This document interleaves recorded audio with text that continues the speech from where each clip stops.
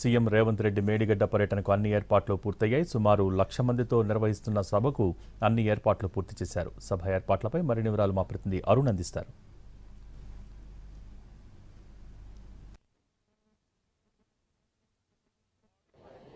మరికొద్దిసేపట్లో CM Medigadda పర్యటనకు రాబోతున్నారు. మేడిగడ్డ పర్యటనలో భాగంగా మొదట ఆయన మధ్యాహ్నం 2 గంటలకు హైదరాబాద్ నుంచి బయలుదేరి 3 గంటల ప్రాంతంలో ప్రత్యేక హెలికాప్టర్లో కాళేశ్వరం చేరుకుంటారు. కాళేశ్వరంలోకి వచ్చినటువంటి సీఎం కాళేశ్వరంలో దర్శనం చేసుకుంటారు. ఆ దర్శనం చేసుకున్న తర్వాత 200 కోట్లతో అభివృద్ధి చేస్తున్నటువంటి కాళేశ్వరం గుడి అభివృద్ధి పనులకు శంకుస్థాపన చేస్తారు. ఆ తర్వాత అక్కడి నుంచి నేరుగా సీఎం రేవంత్ రెడ్డి రైతు భరోసా సభకి వస్తారు. రైతు భరోసా సందర్భంగా ఈరోజు చాలా మందికి నిధులు మంజూరు చేయబోతున్నారు. సీఎం పర్యటనలో భాగంగా తీసుకోవాల్సినటువంటి భద్రతా చర్యలకు సంబంధించినటువంటి ఏర్పాట్లకు సంబంధించి 3 చోట్ల సీఎం పర్యటిస్తున్నారు. హెలికాప్టర్లో రావడం, ఆ తర్వాత ఇక్కడ నుంచి నేరుగా బై రోడ్లో హైదరాబాద్ వెళ్తున్నటువంటి నేపథ్యంలో ఐజీ మల్టీజోన్ ఐజీ ఇక్కడ చంద్రశేఖర్ ఆధ్వర్యంలో చేపట్టాల్సినటువంటి జాగ్రత్తలు, తీసుకోవాల్సినటువంటి జాగ్రత్తల చర్యల మీద ఎస్పీ గారు ఎలాంటి భద్రతా చర్యలు తీసుకున్నారు, అలాగే మేడిగడ్డ నుంచి ఇక్కడ వరకు తీసుకోవడం, ఇక్కడ నుంచి హైదరాబాద్ కూడా బై రోడ్లో వెళ్తారు కాబట్టి ఆ సెక్యూరిటీకి సంబంధించినటువంటి అంశం కూడా అధికారులతో పూర్తి ఏర్పాట్లు జరిగాయి. సీఎం పర్యటన కావాల్సినటువంటి ఏర్పాట్లు జరిగాయి. సాయంత్రం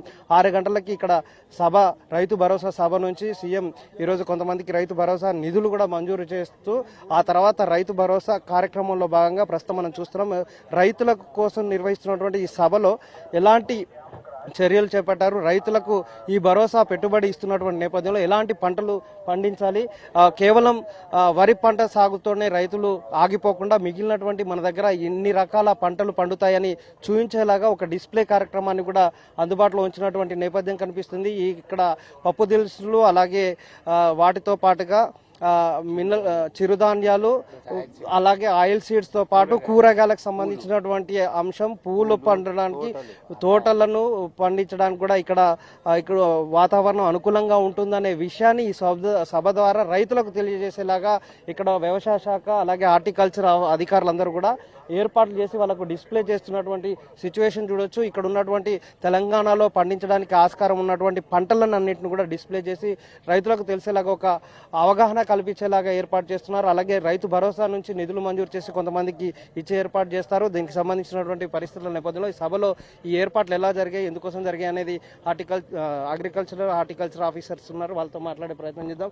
సార్, అంటే ఇక్కడ ఈ సభలో ఇవన్నీ డిస్ప్లే చేయడానికి ఏమేమి ఏర్పాటు చేశారు, ఎట్లా ఏర్పాటు చేశారు, ఈ సభలో ఇవి పెట్టడానికి గల కారణం ఏంటి సార్? ఈ ప్రదర్శన ఎందుకంటే మనము ఎనగట 2014 కంటే ముందు కూడా ఇవన్నీ పంటలు పండించినాం. ఈ కొత్త ఏం కాదు. కాకపోతే పలు రకాల పంటలు పండిస్తే రైతుకు అధిక ఆదాయం వస్తుంది కాబట్టి రైతులు బాగుపడటానికి అవకాశం ఉంటుందని ఇది ప్రదర్శన పెట్టడం జరిగింది. ఒక మోనోక్రాప్ కాదే, ఒకటే సింగిల్ పంటే కాదు, అన్ని పంటలు పండితే రైతుకు అధిక ఆదాయం వస్తుందనే ఉద్దేశంతో ఈ రైతు భరోసా కార్యక్రమం కూడా ప్రభుత్వం చేపట్టింది. ఒక అర ఎకరంలో 4 రకాల కూరగాయలు వేసుకుంటే 5 గుంటల చొప్పున 5 గుంటల్లో 450 2 లక్షలు వస్తాయి. ఎందుకంటే కూరగాయలు కొనేటోడు ఒక కూరగాయలని కొనడుగా, గోరుచిక్కుడు కొంటాడు, టమాటా కొంటాడు, వంకాయలు కొంటాడు, బెండకాయలు కొంటాడు. ఇవన్నీ వేయటం వల్ల అక్కడే ఫ్రెష్ వెజిటేబుల్ దొరుకుతాయి కదా ఊర్లలో. కాబట్టి అక్కడ దొరకాలని మనం ఎక్కడి నుంచో ఇంపోర్ట్ చేసుకొని అక్కడ హైదరాబాద్ వచ్చి అది ఊర్లలోకి వచ్చేసరికి దాంట్లో పోషక పదార్థాలు అన్నీ పోతుంది, న్యూట్రియంట్స్ పోతుంది, దాంట్లో ఉన్న పీచు పదార్థాన్ని పోతుంది, దాంట్లో ఉన్న ఫైబర్ పోతుంది, అన్ని పోతుంది.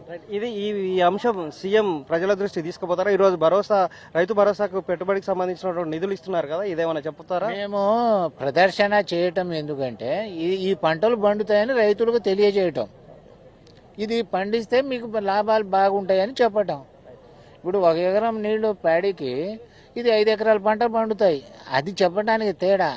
సభకు వచ్చే జనాలకి కానీ లేదంటే వీఐపీలకు కానీ ఎలాంటి ఇబ్బంది తలెత్తకుండా తీసుకోవాల్సినటువంటి జాగ్రత్తలు ఉన్నాయి. సీఎం 3 చోట్ల పర్యటిస్తున్న నేపథ్యంలో భూపాల్పల్లి జిల్లా నుంచి పోలీసులే కాకుండా ములుగు అలాగే పెద్దపల్లి జిల్లాలకు సంబంధించినటువంటి పోలీస్ అధికారులను కూడా ఇక్కడ డిప్యూట్ చేసి వాళ్ళకు సంబంధించినటువంటి భద్రతా చర్యలు చేపట్టడం జరుగుతుంది. వాజిద్ కుమార్